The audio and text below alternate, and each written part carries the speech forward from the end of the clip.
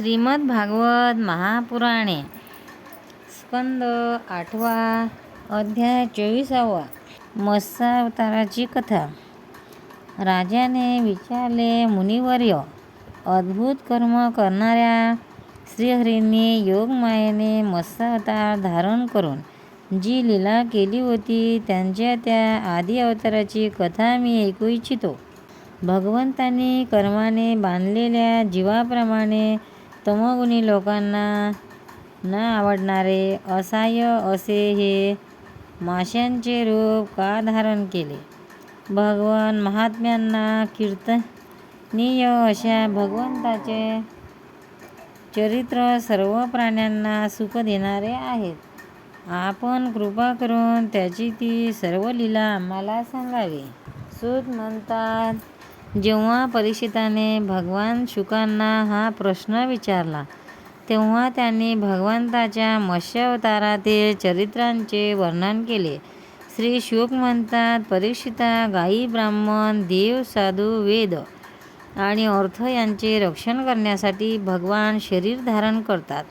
ते सर्व शक्तिमान प्रभू वायूप्रमाणे श्रेष्ठ कनिष्ठ अशा प्राण्यांमध्ये अंतर्यामी रूपाने राहूनही त्या प्राण्यांच्या बुद्धिगत गुणांनी ते लहान मोठे होत नाहीत, कारण ते निर्गुण आहेत.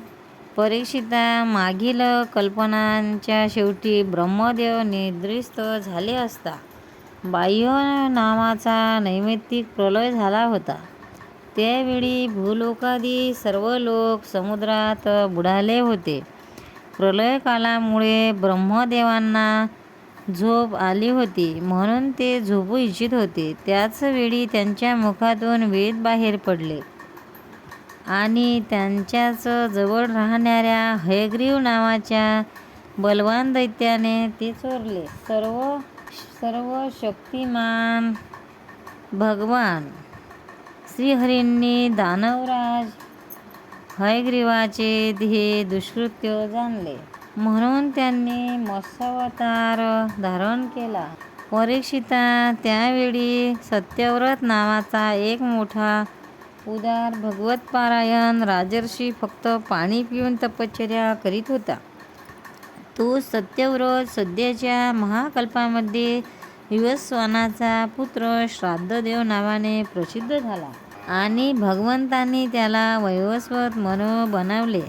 तो राजर्षी एके दिवशी ऋतमाला नदीमध्ये पाण्याने तर्पण करीत होता. त्याच वेळी त्याच्या ओंजळीतील पाण्यात एक लहानशी मासोळी आली. परीक्षिता, द्रवळ देशाचा राजा सत्यव्रताने आपल्या ओंजळीत आलेल्या मासळीला पाण्याबरोबरच पुन्हा नदीत सोडले.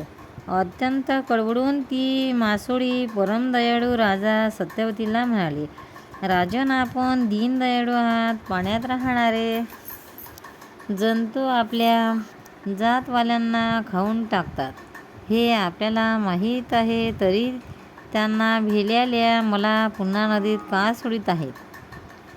स्वतः भगवान माझ्यावर प्रसन्न होऊन कृपा करण्यासाठी मासोळीच्या रूपाने आले आहेत. याची राजाला कल्पना नव्हती, तरी त्या मासोळीचे रक्षण करण्याचा त्याने मनोमन संकल्प केला. त्या मासोळीचे दीनवाणे बोलणे ऐकून दयाळू राजाने तिला तांब्यातील पाण्यात ठेवून आश्रमात आणले. आश्रमात आल्यानंतर एका रात्रीतच ती मासोळी त्या कमंडलूमध्ये एवढी मोठी झाली की त्यात ती मावेना. त्यावेळी मासोळी राजाला म्हणाली, आता मोठ्या कष्टाने सुद्धा मी या कमंडलूमध्ये राहू शकत नाही, म्हणून माझ्यासाठी एखादे मोठे ठिकाण शोधून काढ, तेथे मी आरामात राहू शकेन. राजा सत्यव्रताने मासोळीला कमंडलूतून काढून एका मोठ्या डेऱ्यात ठेवले, परंतु तेथे सोडल्यावर ती मासोळी 2 घटकात 3 हात मोठी झाली. राजा, आता या डेऱ्यात सुद्धा मला आरामात राहायला पुरत नाही. मी तुला शरण आले आहे, म्हणून मला राहण्यायोग्य एखादे मोठे ठिकाण दे. परीक्षिता, सत्यव्रताने तेथून मासोळीला काढून एका सरोवरात सोडले, परंतु थोड्याच वेळात ती एवढी मोठी झाली की तिने एका महान माशाचा आकार धारण करून त्या सरोवरातील पाणी यापून टाकले आणि म्हणाली, राजन, मी जलचर प्राणी आहे. या सरोवरातील पाणीसुद्धा मला आरामात राहण्यासाठी पुरेसे नाही. म्हणून आपण सुरक्षितपणे मला एखाद्या विपुल पाण्याच्या खोल डोहात ठेवावे. त्याने असे म्हटल्यानंतर राजाने एक एक करत त्याला अथांग व पाणी असणाऱ्या अनेक जलाशयात सोडले. परंतु जलाशय जेवढे मोठा असे तेवढा मोठा तो होत असे. शेवटी राजाने मत्स्याला समुद्रात सोडण्यासाठी आणले. समुद्रात सोडीत असताना मत्स्य सत्यव्रताला म्हणाला, हे वीरा, समुद्रात मोठमोठ्या बलाढ्य मगरीनी इत्यादी राहतात. त्या मला खाऊन टाकतील. म्हणून आपण मला समुद्राच्या पाण्यात सोडू नये. मत्स्याची ही मधुर वाणी ऐकून राजा गोंधळून गेला. तो म्हणाला, मत्स्याचे रूप धारण करून मला मोहित करणारे आपण कोण आहात? आपण एकाच दिवसात 400 कोस विस्ताराचे सरोवर व्यापून टाकले. एवढी शक्ती असणारा जलचर जीव मी आजपर्यंत कधी पाहिला नाही की कधी ऐकला नाही. आपण निश्चितच साक्षात सर्वशक्तिमान, सर्वतोयामी, अविनाशी श्रीहरी आहात. जीवांवर कृपा करण्यासाठी आपण जलचरांचे रूप धारण केले आहे. हे पुरुषोत्तमा, आपण जगाची उत्पत्ती, स्थिती आणि प्रलय करणारे आहात. आपल्याला मी नमस्कार करतो. प्रभू, आम्हा शरणागत भक्ताचे आपणच आत्मा आणि आश्रय आहात. आपले सर्व लीलावतार जरी प्राण्यांच्या उन्नतीसाठीच असतात, तरीसुद्धा मी हे जाणू इच्छितो की आपण हे रूप कोणत्या उद्देशाने धारण केले आहे. हे कमलनयन प्रभो, जसे देहादी अनात्म पदार्थामध्ये मीपणाचा अभिमान धरणाऱ्या संसारी पुरुषाचा आश्रय व्यर्थ ठरतो, त्याप्रमाणे आपल्या चरणांना शरण जाणे व्यर्थ होऊ शकत नाही. कारण आपण सर्वांचे अहेतुक प्रेमी, परम प्रियतम आणि आत्मा आहात. आपण ज्यावेळी हे रूप धारण करून आपल्याला दर्शन दिले आहे ते अतिशय अद्भुत आहे. श्री शुक म्हणतात, परीक्षिता, आपल्या अनन्य भक्तावर प्रेम करणाऱ्या जगतपती मत्स्यावतारी भगवंताने आपला प्रिय भक्त राजर्षी सत्यव्रताची ही प्रार्थना ऐकली. तेव्हा त्याने कल्याण करण्यासाठी आणि त्याचबरोबर कल्पनाताच्या वेळी प्रलयकालीन समुद्रामध्ये विहार करण्यासाठी त्याला म्हटले. भगवान म्हणाले, सत्यव्रता, आजपासून 7व्या दिवशी भू, भुव इत्यादी तिन्ही लोक प्रलयाच्या समुद्रात बुडून जातील. जेव्हा तिन्ही लोक प्रलयकाळाच्या अथांग पाण्यात डुबून लागतील, तेव्हा माझ्या प्रेरणेने तुझ्याजवळ एक मोठी नौका येईल. त्यावेळी तू सर्व प्राण्यांची सूक्ष्म शरीरे घेऊन सप्तर्षीसह त्या नौकेवर चढावेस. तसे सर्व प्रकारची धान्ये आणि लहान मोठी अन्य प्रकारची बीजे जवळ ठेवावीत. त्यावेळी अंधकारमय महासागरात ऋषींच्या दिव्य ज्योतीच्या साहाय्यानेच तू न भिता त्या मोठ्या नौकेत बसून विहार करावास. जेव्हा प्रचंड वादळाने ती नाव डगमगू लागेल, तेव्हा मी याच रूपात तेथे येईल. त्यावेळी तू वासुकी नागाच्या दोराने ती नाव माझ्या शिंगाला बांध. सत्यव्रता, यानंतर ब्रह्मदेवाची रात्र असेपर्यंत मी ऋषीसह तुला त्या नावेतून ओढीत समुद्रात विहार करेन. त्यावेळी जेव्हा तू प्रश्न विचारशील, तेव्हा मी तुला उपदेश करेन. माझ्या कृपेने त्याचे नाव परब्रह्म आहे. तो माझा महिमा तुझ्या हृदयात प्रगट होईल आणि तुला आत्मज्ञान होईल. राजाला असे सांगून श्री अंतर्धान पावले. नंतर राजा भगवंतांनी सांगितलेल्या काळाची वाट पाहू लागला. पूर्वेकडे कुशांची टोके असलेल्या आसनावर ईशान्येकडे तोंड करून राजा बसला आणि मत्स्यरूप भगवंताच्या चरणाचे चिंतन करू लागला. एके दिवशी राजाने पाहिले की प्रलयकाळाचे भयंकर मेघ पाऊस पाडत असून समुद्र मर्यादा सोडून वाढत आहेत.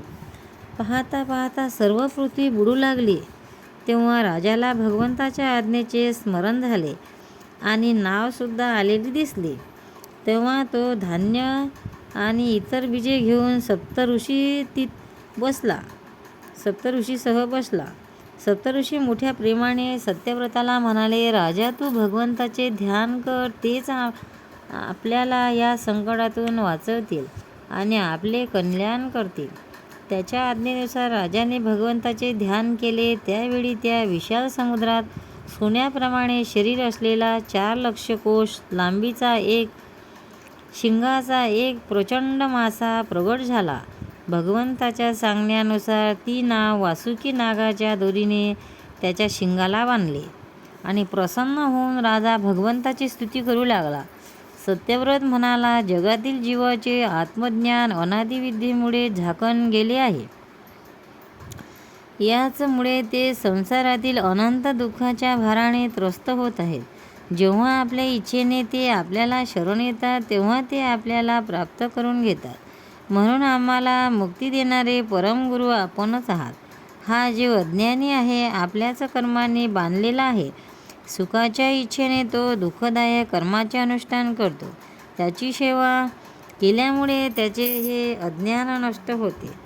तेच माझे परमगुरू आपण. माझ्या हृदयात याची अज्ञानरूप गाठ सोडून टाका. जसे अग्नीमध्ये तापलेल्या सोन्या चांदीतील मळकट भाग नाहीसा होतो आणि त्याचे खरे स्वरूप दिसू लागते, त्याचप्रमाणे त्याच्या सेवेने जीव आपल्या अंतःकरणातील अज्ञानरूपी मठ धुवून टाकतो आणि आपल्या खऱ्या स्वरूपात स्थिर होतो. ते आपण सर्वशक्तिमान अविनाशी प्रभूच आमच्या गुरुजनांचे सुद्धा परमगुरू आहात. म्हणून आपण आमचे सुद्धा गुरु व्हा. सर्व देव, गुरु आणि संसारातील अन्य जीव या सर्वांनी मिळून जरी कृपा केली तरीसुद्धा ती आपल्या कृपेच्या 10,000व्या अंशाइतके सुद्धा असू शकणार नाही. अशा आपणास मी शरण आलो आहे. जसा एखादा आंधळ्याला आपला मार्गदर्शक बनवितो, त्याचप्रमाणे अज्ञानी जीव अज्ञानी माणसाला आपला गुरु बनवतो. आपण सूर्याप्रमाणे स्वयंप्रकाशी आणि सर्व इंद्रियाचे प्रेरक आहात. आत्मतत्वाचे जिज्ञासू असलेल्या आम्ही आपल्याला गुरु केले आहे. अज्ञानी मनुष्य अज्ञानी मनुष्यांना ज्या ज्ञानाचा उपदेश करतो ते तर अज्ञानच असते, ज्यामुळे संसाररूपी घोर अंधारातीच प्राप्ती होते. परंतु आपण मात्र त्या अविनाशी आणि अमोघ ज्ञानाचा उपदेश करता. त्यामुळे मनुष्य सहजपणे आपल्या खऱ्या स्वरूपाला प्राप्त करून घेतो. आपण सर्व लोकांचे सुहृदय प्रियतम ईश्वर आणि आत्मा आहात. गुरु त्याचे द्वारा प्राप्त होणारे ज्ञान आणि इष्ट वस्तूची प्राप्ती हे सुद्धा आपले स्वरूप आहे. असे असतानाही इच्छांच्या बंधनात जखडले जाऊन लोक आंधळे झाले आहेत. त्यामुळे आपण त्यांच्या हृदयातच विराजमान असताना या गोष्टीचा त्यांना पताच नाही. आपण पूजनीय परमेश्वर आहात. आपणाकडून ज्ञान प्राप्ती करून घेण्यासाठी मी आपल्याला शरण आलो आहे. भगवान परमार्थ प्रकाशित असणाऱ्या आपल्या वाणीने आपण माझ्या हृदयातील अज्ञान ग्रंथी तोडून टाका आणि आपले स्वरूप प्रगट करा. श्री शुक म्हणतात, परीक्षिता, अशी प्रार्थना करणाऱ्या राजाला मत्स्यरूपधारी पुरुषोत्तम भगवंतांनी प्रलयाच्या समुद्रात विहार करीत असताना आत्मतत्वाचा उपदेश केला. भगवंतांनी राजर्षीला आपल्या स्वरूपाचा संपूर्ण रहस्याचे वर्णन करीत असताना ज्ञान, भक्ती आणि कर्मयोगाने परिपूर्ण अशा दिव्य पुराणाचा उपदेश केला. त्याला मत्स्यपुराण म्हणतात. ऋषीसह नावेत बसलेला असताना सत्यव्रताने संशयरहित होऊन भगवंताकडून सनातन ब्रह्म स्वरूप आत्मतत्वाचे श्रवण केले. यानंतर जेव्हा प्रलयकाळ संपूर्ण ब्रह्मदेव उठले तेव्हा भगवंतांनी हयग्रीव असुराला मारून त्याच्याकडून वेद मिळवून ते ब्रह्मदेवांना दिले. भगवंताच्या कृपेने राजा सत्यव्रत ज्ञान आणि विज्ञानाने संपन्न होऊन या कल्पामध्ये वैवस्वत मनु झाला. आपल्या योगमायेने मत्स्यरूप धारण करणारे भगवान विष्णू आणि राजर्षी सत्यव्रत यांचा हा संवाद व हे मोठे व्याख्यान ऐकल्याने मनुष्य पापातून मुक्त होतो. जो मनुष्य भगवंताच्या या अवताराचे दररोज कीर्तन करतो त्याचे सर्व संकल्प सिद्धीला जाऊन त्याला परमगती प्राप्त होते. प्रलयकालीन समुद्रामध्ये जेव्हा ब्रह्मदेव निद्रिस्त झाले होते, त्यांची सृष्टी उत्पन्न करण्यासाठी शक्ती लोप पावली होती. त्याच वेळी त्याच्या मुखातून निघालेली श्रुती चोरून हयग्रीव दैत्य पाताळात घेऊन गेला होता. भगवंतांनी त्याला मारून त्या श्रुती ब्रह्मदेवांना परत दिल्या आणि सत्यव्रत तसेच सप्तऋषींना ब्रह्मतत्वाचा उपदेश केला. समस्त जगताचे परमकारण असलेल्या त्या लीलामत्स्य भगवंतांना मी नमस्कार करतो. अध्याय 24 समाप्त. स्कंद 8 समाप्त. हरि ओम तत्सद. गोपाल कृष्ण भगवान की जय.